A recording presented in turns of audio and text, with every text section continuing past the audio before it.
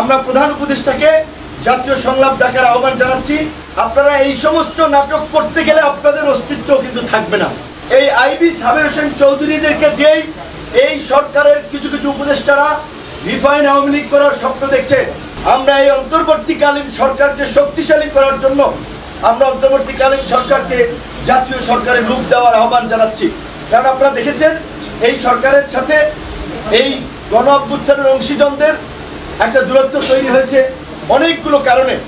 সরকারের উপদেষ্টাদের কথাবার্তা এবং গত 9 মাসেও কিছু কিছু উপদেষ্টার বিতর্কিত কর্মকাণ্ড, নিয়োগ বাণিজ্য দুর্নীতি, স্বজনপ্রীতি, এগুলো গণমাধ্যমে এসেছে। এই বিষয়গুলো ডক্টর ইউনূসকে সমাধান করতে হবে এবং সেজন্যই আমরা মনে করি যে সমস্ত উপদেষ্টাদের বিরুদ্ধে অভিযোগ এসেছে, যারা বিতর্কিত কাজ করেছেন, অনতিবিলম্বে তাদেরকে সরিয়ে দিয়ে এই মেজর পলিটিক্যাল স্টেক হোল্ডারদের সাথে আলাপ আলোচনা করে এই অন্তর্বর্তীকালীন সরকারকে জাতীয় সরকারের রূপ দিয়ে সরকারের ভিত্তিকে শক্তিশালী করতে হবে। এই গণহত্যার বিচার, রাষ্ট্র সংস্কার এবং নতুন বাংলাদেশ বিনির্মাণে সকলকে নিয়ে কাজ করতে হবে। আমরা আরেকটি বিষয় লক্ষ্য করেছি, আপনারা দেখেছেন নারায়ণগঞ্জে আইবি ব্যক্তিগতভাবে ভালো মন্দ আমি সেই বিষয়ে যাচ্ছি না। সবচেয়ে বড় কথা, তিনি তো আওয়ামী লীগের পারপাস সার্ভ করেছেন গত 16 বছর। পুলিশ গ্রেপ্তার করতে গেছে, পুলিশ খোঁজ গল্প করছে, চা খাচ্ছে, কফি খাচ্ছে, আইবি সাজগুজ করে আপনার এই গ্রেপ্তারের জন্য বেরিয়ে আসছেন এবং এরই মধ্যে জনগণকে সংগঠিত হয়ে তার বাসার সামনে নারায়ণগঞ্জে মিছিল মিটিং করার সুযোগ দিয়েছেন। আর প্রশাসন নীরব দর্শকের ভূমিকায় ছিল। এগুলো কেন হয়েছে জানেন? এই সহজ সমীকরণ আপনাদেরকে মিলাতে হবে।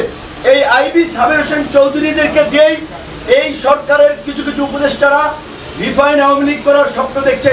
তাই আমরা বলছি উপদেষ্টাদেরকে, আপনারা এই সমস্ত নাটক করতে গেলে আপনাদের অস্তিত্ব কিন্তু থাকবে না। আইবিকে গ্রেপ্তারের কেন তাকে গ্রেপ্তার করতে গিয়ে এই নাটক করা হলো? কেন আইবির সমর্থকদেরকে এই মিছিল পরিবেশ তৈরি করতে দেওয়া হলো? মানে দেখানো হয়েছে যে আইবি ইজ ভেরি পপুলার, তাই আইবিকে দিয়ে আমরা আওয়ামী লীগ রিফাইন করবো, আওয়ামী লীগকে নির্বাচনে নেব।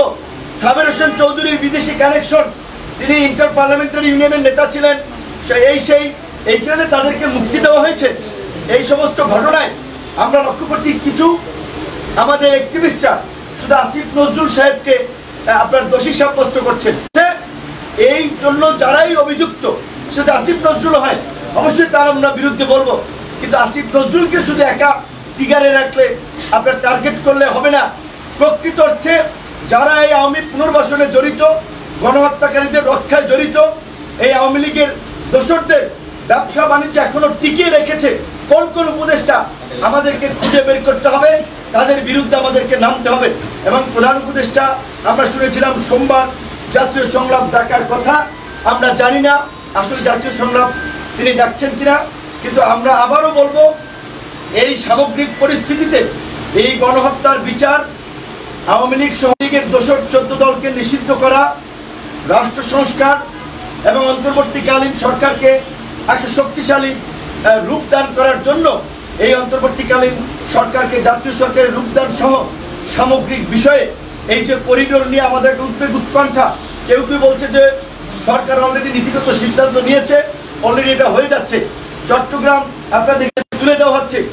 এই আমরা জানি না, শুধু আমরা লীগ নিষিদ্ধ হওয়ার বিষয় নিয়ে আছি, আর তলে তলে যে আরও দেশে অনেক কিছু হয়ে যাচ্ছে, এই সমস্ত বিষয়ে আমাদের কনসার্ন আছে কিনা। তাই আমরা এই বিষয়গুলো সামগ্রিক প্রেক্ষাপটে আমরা প্রধান উপদেষ্টাকে জাতীয় সংলাপ ডাকার আহ্বান জানাচ্ছি। জাতীয় সংলাপে আলাপ আলোচনার পরে চট্টগ্রাম বন্দরের বিষয়ে সিদ্ধান্ত নিতে হবে, করিডোরের বিষয়ে সিদ্ধান্ত নিতে হবে এবং অন্তর্বর্তীকালীন সরকারকে জাতীয় সরকারের রূপদানের বিষয়ে সিদ্ধান্ত নিতে হবে। অন্যথায় শুধুমাত্র লীগ নিষিদ্ধ হওয়ার এই মূলা ঝুলিয়েই আমাদেরকে কিন্তু আমাদের প্রকৃত আমরা যে কয়দিন রাজপথে রক্তাক্ত হয়েছি, ছাত্রলীগ, যুবলীগ, আওয়ামী লীগের পান্ডা লীগের হামলার শিকার হয়েছি, ওই কয়দিন আপনারা রাজপথে দাঁড়ান নাই, আওয়ামী লীগের বিরুদ্ধে বক্তব্য দেন নাই। তারপরেও আমরা দেশের বৃহত্তর স্বার্থে আমরা আপনাদের সকলকে নিয়েই আমরা বাংলাদেশকে পুনর্গঠন করতে চাই, আমরা এগিয়ে যেতে চাই। আপনাদেরকে আমরা নিরপেক্ষ একটা সরকারের দায়িত্ব দিয়েছি, কিন্তু আপনাদের কিছু কর্মকাণ্ড প্রশ্নবিদ্ধ হয়েছে। কাজেই এই সরকারের উপদেষ্টা পরিষদের পুনর্গঠন ছাড়া এই সরকারের প্রতিও জনগণের পুরো আস্থা ফিরে আসবে না। এবং সামনে নির্বাচন নিয়ে সংকট কাটবে না। তাই আবারও আমরা সামগ্রিক প্রেক্ষাপটে জাতীয় সংলাপের আয়োজন করার আহ্বান জানিয়ে আমাদের আজকের এই সংবাদ সম্মেলন শেষ করছি। সকলকে ধন্যবাদ।